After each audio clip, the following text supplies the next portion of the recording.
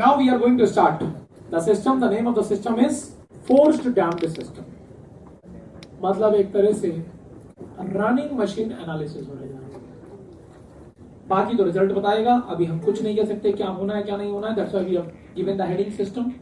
जब रिजल्ट आ जाएगा then we will see what is the behavior and accordingly we will see the solution. अब वो बात आ गया. चारों रियलिटीज इंट्रोड्यूस इसमें पढ़ा था ना आपने. चारों बातें. ये मशीन की क्या है? स्टिफनेस. ये क्या है? मास. ये इसमें क्या है? Damping. What is this position? Mean और इक्विलिब्रियम पोजीशन. और आपकी तो एनालिसिस तब होती है जब ये यहाँ से कितना डिस्प्लेस होता है x. उस समय सिस्टम पे एक अनबैलेंस फोर्स भी है. कितना? F0 sin omega t. किस मोमेंट पे? At time t equal to t, जहां पर F0 उसकी क्या है? Maximum value. और ओमेगा उसकी क्या है? फोर्स फ्रीक्वेंसी, जो कि एक तरह से आपकी स्पीड है या एक्साइटेशन फ्रीक्वेंसी कुछ भी बोल. हाँ, m पूरी मशीन का मास है क्योंकि एनालिसिस तो पूरी मशीन पे होगी. और आपको शायद याद होगा ये जो मैंने आपको दिखाया था बैलेंस फोर्स, ये किस समय दिखाया था? F0 sin omega t. किस मोमेंट पे? At time t equal to t. इसलिए मैंने यूज कर दिया ना, जो दिखाया था वैसे ही यूज कर दिया. साइन लिखो या कॉस लिखो, things are same, result same आना. तो वही अपना force method at time t equal to t. सबसे पहले हम क्या बनाएंगे? Free body diagram of this system. ये डिस्टर्बेंस है, इस डायरेक्शन में कितना फोर्स है? sin omega t. इसके रिवर्स sx mg और sxi नहीं बनाऊंगा, कैंसिल्ड है वो. एक फोर्स और आया cx डॉट, और इसके रिवर्स एक फोर्स और आया mx डबल डॉट. क्या मैं कह सकता हूँ माय डियर, इन चार चीजों का नेट सम जीरो है? इन चारों चीजों का सम जीरो होगा. D element concept. लेकिन थोड़ा ध्यान से ऐड करिएगा, वो चीज रिवर्स है ना, माइनस से. अगर हम डी एलिमेंट प्रिंसिपल लगाएं तो क्या होगा?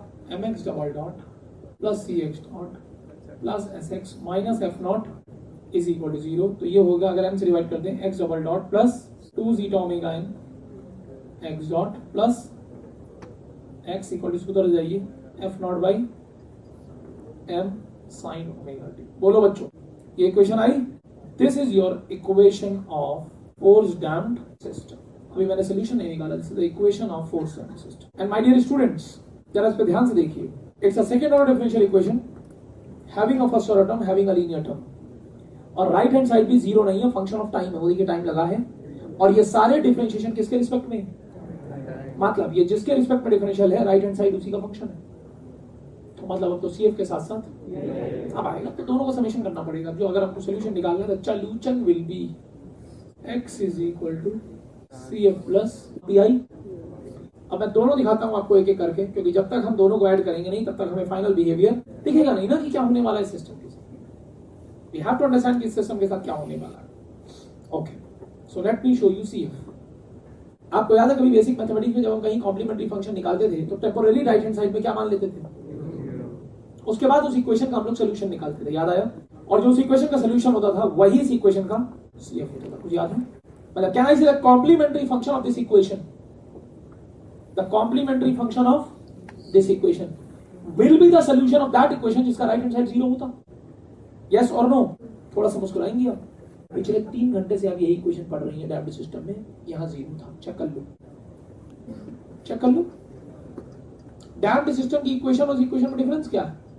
बस केवल वहां राइट हैंड साइड में जीरो था, बाकी तो तीनों चीजें सेम थी. अबे जिसके तीन केसेस पड़े over under critical damped, right hand side में क्या था? Is equal to zero. इसका मतलब मेरे लाल, जो पिछले 3 घंटे से तुम डैम्प्ड सिस्टम का सोल्यूशन निकाल के आए हो, वो यहाँ के सोल्यूशन का एक पार्ट है, CF. और मैं आपको समय समय पर रिकॉल भी करवा रहा था, बेटा वो जितना निकाल रहे हो सब CF ही है, क्योंकि वहां PI.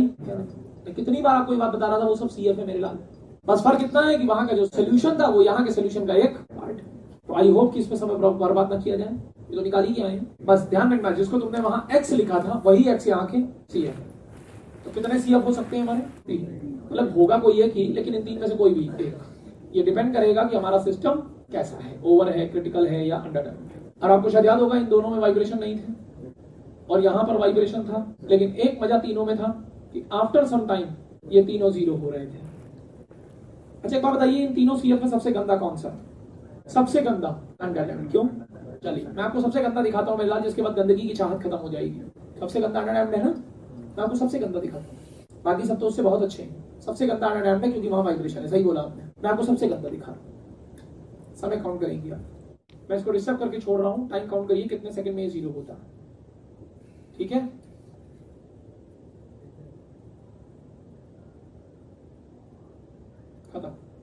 8 सेकेंड्स। ये बहुत गंदा दिखाया मैंने आपको। ये लाइफ है सीएफ की, 2 सेकेंड, 4 सेकेंड, 5 सेकेंड, 6 सेकेंड, बहुत ज्यादा 8 सेकेंड। ये लाइफ है सीएफ की। बहुत गंदा होने के बाद ये लाइफ है। मैंने कोई बेटर नहीं दिखाया, मैंने तो सबसे गंदा वाला दिखाया। बाकी तो इससे बहुत सुंदर है, बाकी तो उससे बहुत ही कम गंदे हैं। सबसे गंदा दिखा रहा हूं। उसकी लाइफ है 2, 4, 5, 6 सेकेंड, 8 सेकेंड। जिन मशीनों को आपको घंटों चलाना है मैडम, उनके लिए 5 से 6 सेकेंड होते ही क्या, 5 से 6 सेकेंड तो ऐसे ऐसे निकल जाते हैं कि हमने मशीन ऑन की, अभी हम छू ही रहे थे, 5 सेकेंड घुस गए, तो पलक झपकते निकल जाते हैं। सीएफ तो हमारा वो बच्चा है मेरे लाल, ठीक है, मैं मान रहा हूं डैम्पिंग नहीं वाइब्रेशन है, लेकिन पैदा होते ही मर रहा है। आप ये सोचो, और जो पैदा होते ही खुद ही मर रहा है उसे हम क्यों मारेंगे? हम पागल हैं? अब कल को आप बोलो सीएफ हमारे दुश्मन है, तो हम आपके दुश्मन है। सीएफ तो हमारे दोस्त है, फ्रेंड है हमारा। बहुत गंदा है ना अगर क्या अंडर टाइम, तो भी हमारा फ्रेंड है, क्योंकि पैदा होते ही मर रहा है। इतनी देर में तो हम प्लानिंग नहीं कर पाएंगे जितनी देर में उसकी सांस बंद हो जाएगी। हम क्यों मारेंगे उसे? तो पैदा होते ही खत्म हो रहा है। 2, 4, 5 सेकंड उसकी लाइफ होती है सीएफ की। कुछ भी हो, चाहिए हो, चाहिए हो, चाहिए हो। After some time, Sardar ji important ये नहीं आफ्टर सम टाइम, इंपॉर्टेंट ये है that some time is very कम टाइम। जब सीएफ 0 हो जाएंगे तो फाइनल सोल्यूशन खुल्लम खुल्ला पीआई बनेंगे। इसलिए इस इक्वेशन का पीआई निकालना बहुत जरूरी हो जाता है, क्योंकि वही एक रनिंग मशीन का मेन सोल्यूशन सीएफ है ही नहीं। क्या है? अरे सीएफ तो पैदा होते ही खत्म। बच्चा बोलता है ना सर, जब मैं अपने रेफ्रिजरेटर को छूता हूँ तो मुझे कुछ होता है सर, एक फीलिंग आ रही है सर, यहाँ ये झंझनाहट लग रही है सर, वो पीआई है। सीएफ की झंझनाहट तो तुम देख भी नहीं पाओगे, वो तो पैदा होते ही 2, 4, 5 सेकंड में खत्म हो जाएगा।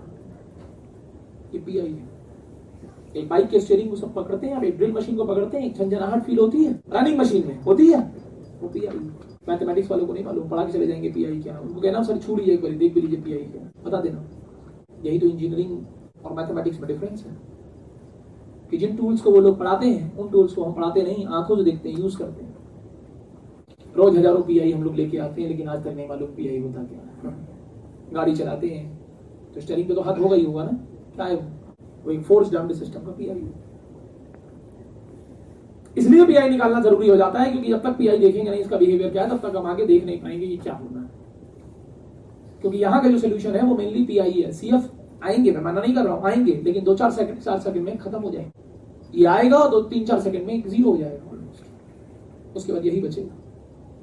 अब मैं आपको दिखाता हूँ पीआई हम लोग कैसे निकालते हैं। निकाले होगी कभी बीटेक? मैं रिकॉल करवा रहा हूँ, ध्यान रखना। क्या मैं कह सकता हूँ इस टर्म की वजह से आ रहा है? तो हम इस टर्म को ऑपरेट करते थे with respect to the auxiliary differential equation of left hand side. हम लेफ्ट हैंड साइड इक्वेशन की ऑक्सिलरी डिफरेंशियल इक्वेशन बनाते हैं। एक्स डबल डॉट को लिखते हैं D square plus 2 zeta omega N, X dot को लिखते हैं D plus omega N square, X को लिखते हैं 1, एक्स को लिखते हैं 1। ये ऑक्सिलरी डिफरेंशियल इक्वेशन है लेफ्ट हैंड साइड की, जहां पर डी एक डिफरेंशियल ऑपरेटर है, no doubt, no doubt. D एक डिफरेंशियल ऑपरेटर है, जिस पे लगेगा उसको डिफरेंशिएट करेगा। लेकिन जो डी स्क्वायर है ना, ये ऑपरेटर नहीं है। ये जिस फंक्शन का पीआई निकाल रहे हो उसकी फ्रीक्वेंसी के निगेटिव स्क्वायर के इक्वल होता है। जिस टर्म का हम पीआई निकालते हैं ना, उसकी फ्रीक्वेंसी के निगेटिव स्क्वायर के इक्वल होता है। Negative of frequency square, D square. D तो ऑपरेटर है, डी तो डिफरेंशियल ऑपरेटर है, जिस पे लगेगा उसको डिफरेंशिएट करेगा। अगर हम डी स्क्वायर की यहां पर वैल्यू रखें तो ये बनेगा F naught by M sine omega T upon omega N square minus omega square. ये माइनस ओमेगा स्क्वायर हुआ ना, plus 2 zeta omega N T. हम किसी भी सूरत में डिफरेंशियल ऑपरेटर डिनोमिनेटर में नहीं चाहते, डिफरेंशियल ऑपरेटर डिनोमिनेटर में नहीं चाहते। उसका एक ही तरीका है, we can multiply and divide by the conjugate. हम उसके कॉन्जुगेट से मल्टीप्लाई और डिवाइड कर सकते हैं। Getting my point? So this is omega N square minus omega square minus 2 zeta omega N D, omega N square minus omega square minus 2 zeta omega N. कोई डर तो नहीं? मल्टीप्लाई डिवाइड दोनों से कर दिया उसी से। पहले नीचे वालों को जरा हम लोग बैलेंस करें। ये क्या बनेगा? a plus B A minus B which is A square minus 2 zeta omega N square D square. D square क्या होता है? Minus omega square. तो उस माइनस ने इसको कर दिया प्लस, और ओमेगा स्क्वायर मैंने ऐसे लिख दिया। और एक बात बताऊं, सीएफ तो डिपेंड करता था किस पे? जीटा पे। ये उस पर भी डिपेंड नहीं करता। पीआई निकालते समय मैंने कहीं नहीं लिखा है कि हम किस डैम्पिंग में काम कर रहे हैं। कोई लिमिटेशन नहीं, जीटा कुछ भी हो। इसलिए एक बात ध्यान रख लेना, जो पीआई का रिजल्ट आएगा वो सभी डैम्पिंग में वैलिड होगा। भाई ये तो ठीक है, हर डैम्पिंग के अलग अलग फंक्शन थे, पीआई नहीं, पीआई एक ही फंक्शन होगा। चाहे तुम्हारा अंडर हो, ओवर हो या क्रिटिकल हो, पीआई एक ही होगा। चेक कर लो कहीं जीटा से उसको मतलब नहीं, कुछ भी हो, पीआई को जीटा से मतलब ही नहीं होता। पीआई की वैल्यू जीटा पर डिपेंड करती है, लेकिन फंक्शन सेम आएगा। भाई वैल्यू तो इसलिए डिपेंड करेगी ना क्योंकि जीटा आ रहा है, तो तुम ये रखोगे तो ये चेंज होगा, इसकी वैल्यू चेंज होगी तो चेंज होगा, लेकिन फंक्शन सेम आएगा। यहां तो फंक्शन ही अलग हो गए थे ना, अब फंक्शन सेम है। अब ऊपर वालों को संभालते हैं, F naught by M sine omega T को अंदर ले जा रहे हैं, omega N square minus omega square sine omega T minus 2 zeta omega N. जब हम डिफरेंशियल ऑपरेटर लगाएंगे किस पे, साइन ओमेगा टी पे, तो ये बनेगा ओमेगा कॉस ओमेगा टी। जब हम डिफरेंशियल ऑपरेटर लगाएंगे साइन ओमेगा टी पे तो ये बनेगा ओमेगा कॉस ओमेगा टी। अब देखो बच्चों, पहले ही आपको क्लियर हो गया होगा, ये भी हार्मोनिक है, ये भी हार्मोनिक है, तो दो हार्मोनिक का मिलन, आना तो हार्मोनिक ही है। थोड़ा सिंप्लीफाई कर लोगे तो एक में लिख लूंगा, लेकिन आना तो हार्मोनिक ही है, ये समझ लो। तो मतलब किसी भी सूरत में पीआई एक वाइब्रेशन है, उसको आना तो वाइब्रेशन ही है। Harmonic means vibration. सीएफ तो बच गए थे ना, यहाँ वाइब्रेशन नहीं थे, यहाँ थे, ये तो तीनों में वाइब्रेशन है। क्योंकि तुम्हारा कोई भी डैम्पिंग हो, अंडर हो, ओवर हो, क्रिटिकल हो, पीआई तो हर जगह वाइब्रेशन आएगा। थोड़ा सिंप्लीफाई कर लेंगे तो एक में लिख लेंगे। अगर मैं इसको थोड़ा सिंप्लीफाई कर लूं, इसको लिख दूं आर कॉस फाई और इसको लिख दूं आर साइन फाई, तो थोड़ा चेक करिएगा क्या बनेगा। ये बनेगा एफ नॉट बाई एम, ऊपर वाली क्वांटिटी बनेगी R sine omega T minus phi.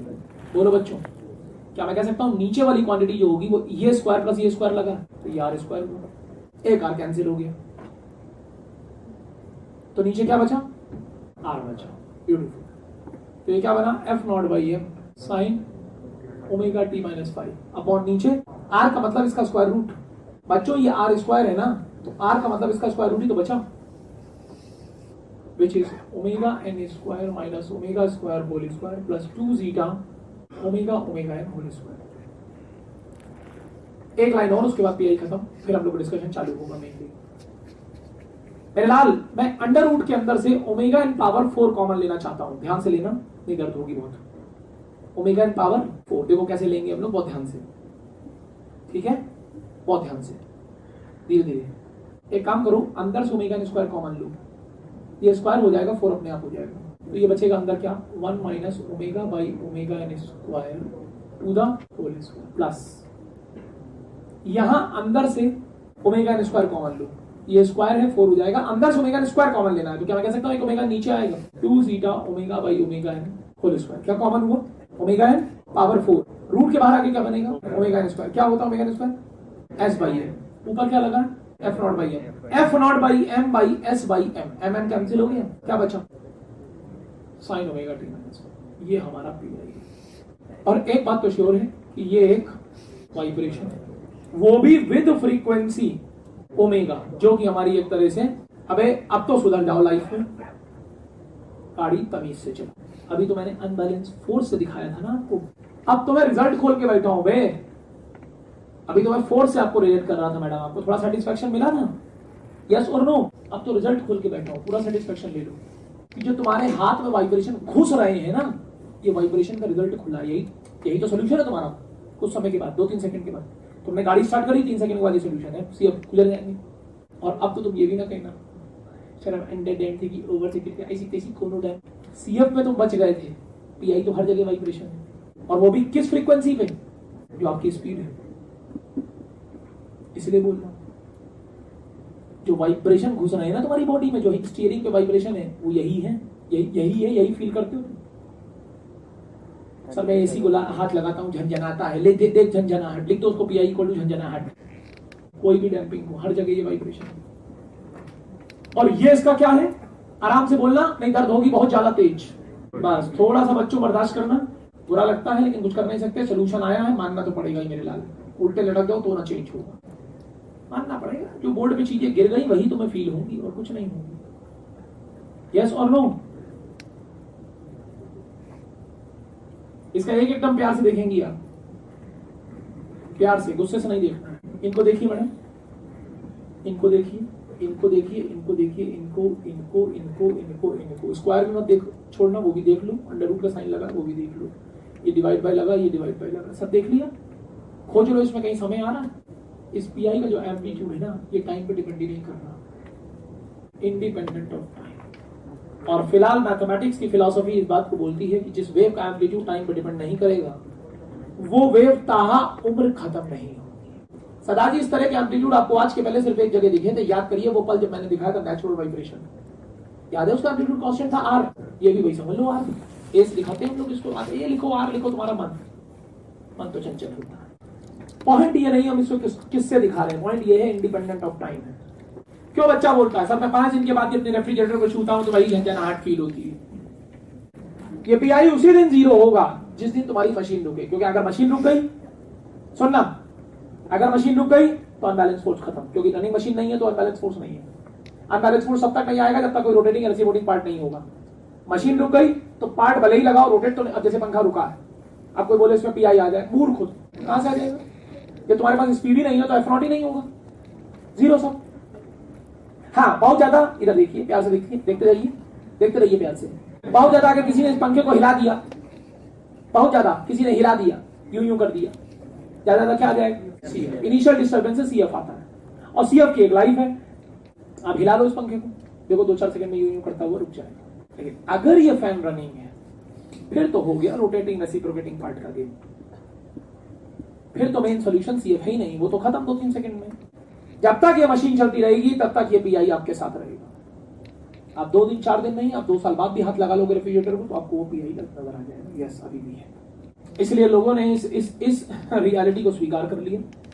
उन्होंने सोचा मैथमेटिशियन ने इससे पहले कि हमारी आगे की रिसर्च गलत हो और हम खामखा अपने 10-15 साल बर्बाद कर दें, जीवन की सच्चाई को स्वीकार करूं कि एक रनिंग सिस्टम के वाइब्रेशन कभी नहीं रुकेंगे, और अगर हम उन्हें रोकने की कोशिश कर रहे हैं तो हमारी सांसें रुक सकती हैं, वो नहीं रुकेंगी। Vibrations in running system will never stop. उन्होंने बहुत जल्दी इस चीज को स्वीकार किया जब मैथमेटिशियंस ने ये सॉल्यूशन कोड किए।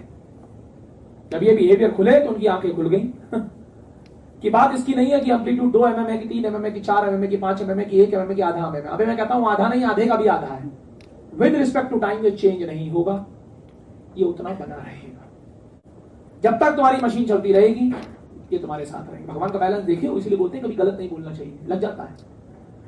भगवान का बैलेंस देखो, 2 चीजों का समेशन हमारा सोल्यूशन था। एक ससुरा पैदा होते ही गुजर गया, आंखें नहीं खोल पाया, दूसरा अमर हो गया। एक दुनिया देख नहीं पाया, आंखें नहीं खोल पाया, दूसरा अमर हो गया। दूसरा कहता मैं कभी जाऊंगा। अब ध्यान से देखिए, टॉपिक अपना रन पकड़ चुका है, एक पॉइंट आपको बहुत ध्यान से समझना है, चूके नहीं क्वेश्चन गए आपके। आफ्टर सम टाइम जब हमारा CF 0 हो जाएगा तो फाइनल सोल्यूशन क्या बनेगा, और पीआई हमने निकाल लिया capital A sin omega t minus 1। यही आया ना बच्चों। अब बच्चों एक बात मैं आपसे हाथ जोड़ रहा हूं, अगर रनिंग मशीन की बात हो रही है तो आप गलती से भी अपने मुंह से ये ना बोल देना कि ओवर और क्रिटिकल डैम्पिंग में वाइब्रेशन नहीं दिखे। अब हर जगह, क्योंकि अब तो मेन सोल्यूशन CF है ही नहीं, पीआई है, तो पीआई तो हर केस में वाइब्रेशन है। ये ओवर और क्रिटिकल डैम्प में वाइब्रेशन नहीं दिखे, ये सिर्फ चीजें वहां तक ट्रू थी जब तक हमारा एक सिस्टम में कोई रोटेटिंग या रेसिप्रोकेटिंग पार्ट नहीं था। ये चीजें वहां तक ट्रू थी क्योंकि वहां पीआई था, और अब पीआई आ चुका है तो इसलिए वो तो हर जगह वाइब्रेशन है। ओके, वेयर जो A की वैल्यू आई वो हमारी आई F0/S upon √1 minus omega by omega n square to the plus 2 zeta omega by omega n whole square. And this is going to be known as, इसको लोग क्या क्या बोलते हैं, इसके कई नाम हैं। कुछ लोग इसको बोलते हैं amplitude of steady state vibration, time पे डिपेंड नहीं कर रहे ना। कुछ लोग एम्पलीट्यूड ऑफ फोर्स वाइब्रेशन बोलते हैं, एक ही बात है, क्योंकि फोर्स वाइब्रेशन में यही तो एक बचा है, बाकी सब तो खत्म हो गए। कुछ लोग इसको डायनामिक एम्पलीट्यूड को बोलते हैं बिकॉज ऑफ मोशन, कुछ भी नाम ले लो यार। कुछ लोग इसको डायनामिक एम्पलीट्यूड बोलते हैं, कुछ लोग इसको amplitude of the motion of machine बोलते हैं, क्योंकि एक रनिंग मशीन में यही है पीआई पीआई। ये तो खत्म, 0 भाई पैदा होगा 2-3 सेकंड में वो खत्म हो जाएगा, 4 सेकंड 5 सेकंड क्या होगा, कुछ भी नहीं होगा। तो अगर हम इस बिहेवियर को प्लॉट करें बच्चों तो आपका दिल दहल जाएगा कि how this X is changing with respect to time. 2-3 second के लिए तो अगर ये डिस्टर्ब हमने करके छोड़ा तो ये गिरेगी, क्यों, CF गिर रहे हैं ना भाई, सोल्यूशन तो CF प्लस पीआई था। लेकिन जहां CF का राम नाम सत्य हुआ ये वेव कांस्टेंट हो जाएगी। ये जो वेव है इसके आगे ये, और यही पीआई का एम्पलीट्यूड है जो हमने लिखा है। तो लोग इस बात को मान गए कि vibrations in running system will never stop, कि एक रनिंग सिस्टम के वाइब्रेशन नहीं रुकेंगे। अगर एक मशीन चलेगी तो पीआई को लेके चलेगी, मशीन छोटी हो या पीआई तो होगा। अच्छा, पीआई क्या है मैडम, एक वाइब्रेशन है। पीआई एक वाइब्रेशन है with frequency omega for all values of damping. अब कोनो डैम्पिंग हो हमें इससे मतलब नहीं, ये एक वाइब्रेशन। इसका मतलब ये है कि जब एक मशीन चलेगी तो उसमें पीआई नाम का वाइब्रेशन रहेगा ही रहेगा, और वाइब्रेशन जहां भी होता है मैडम वहां क्या होता है, सिस्टम की स्ट्रेंथ डिक्रीज होती है, क्रैक्स आते हैं। और अब एक बात तो आप ये मान लो कि अगर ये पंखा हमने 1 घंटा चलाया है तो 1 घंटा बाद की स्ट्रेंथ 1 घंटे पहले वाली स्ट्रेंथ से कम हुई है, क्योंकि ये 1 घंटा अकेला नहीं चला है, पीआई को लेके चला है। तुम 10 घंटे और चलाओगे उसके बाद स्ट्रेंथ थोड़ी और कम हो गई होगी। तो जैसे जैसे आप पंखे की रनिंग करते जाओगे उसकी स्ट्रेंथ कम होती जाएगी, होती जाएगी, होती जाएगी, होती जाएगी, और जहां वो bearing level application of stresses से कम हुई, ब्लास्ट भाई जो सिस्टम में स्ट्रेसेस हैं जहां आपकी स्ट्रेंथ उससे नीचे आई, system will go under fatigue, उसी ब्लास्ट का नाम फटीग है। और लोग मान गए कि अब तो फटीग होना ही होना भाई, जब स्ट्रेंथ गिरेगी पीआई हम रोक नहीं सकते, तो आज नहीं तो कल फटीग हो गई हो। अब कैसे रोका जाए, क्योंकि हमने बोला था फटीग में सबसे बड़ा डेंजरस क्या है, मैन पावर। भाई सिस्टम तो फेल होगा, आसपास के लोगों को भी ले जाएगा, कोई पता तो है नहीं, जो फेलियर बिना बताए हो रहा है वो कितने लोगों को ले जाए कोई पता नहीं। तो रोकना तो उसको था, डायरेक्ट रोकने का तरीका ये था वाइब्रेशन ही रोक देते, लेकिन जब सोल्यूशन ऐसे आ गया कि वाइब्रेशन हम रोक ही ना पाएंगे। देखिए मैडम कोई चीज 2 घंटे में 0 हो रही है तो हम प्रयास कर सकते हैं कि वो 5 मिनट में 0 हो जाए, लेकिन जिसका नेचर ही 0 होने का नहीं है, इंडिपेंडेंट ऑफ टाइम, तो हम क्या प्रयास करेंगे, तो प्रयास फेल है। जब तुम टाइम पर डिपेंड ही नहीं कर रहे तो प्रयास क्या करें। हाँ टाइम पर डिपेंड कर रहे होते, डिक्रीज हो रहे होते, 5 घंटे में कम हो रहे होते, उसको शायद हम थोड़ा कुछ कोशिश करके 5 मिनट कर सकते थे, लेकिन आपका नेचर नहीं, तो प्रयास करना यहाँ पर बेवकूफी नहीं। तो लोगों ने कहा फटीग को रोकने का एक ही तरीका है, इससे पहले कि आप हमें धोखा दे दो हम आपको धोखा दे दें। Cheat the system before it is going to cheat you. और according to this amplitude of steady state vibration, ये बात निकाली जाए कि इसकी स्ट्रेंथ किस रेट से डिक्रीज हो रही है, जिससे हमें इस बात का अंदाजा लग जाएगा up to what period it is safe to run, कि कितने घंटे इसको चलाना, भाई वहीं तक चलाना सेफ है जहां तक इसकी स्ट्रेंथ एप्लीकेशन ऑफ स्ट्रेसेस से ज्यादा है। और उसमें भी कुछ फैक्टर ऑफ सेफ्टी लगाया जाए, क्योंकि ह्यूमन पावर इन्वॉल्व है तो फैक्टर ऑफ सेफ्टी लेके ही काम करना है। And this life should be quoted to the customers. और हर एक सिस्टम पे एक लाइफ का कॉन्सेप्ट लगा दिया गया, जिसको fatigue life of mechanical system का नाम दिया गया।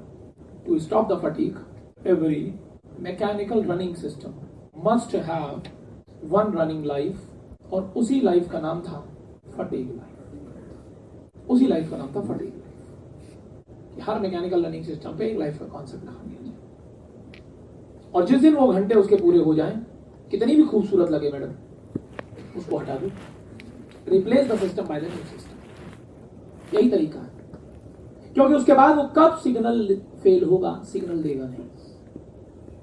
तो जिस दिन आप उतने घंटे उसकी रनिंग कर लो, उसको प्यार से हटाओ, डिस्कार्ड करो, नई आइटम लगा दो।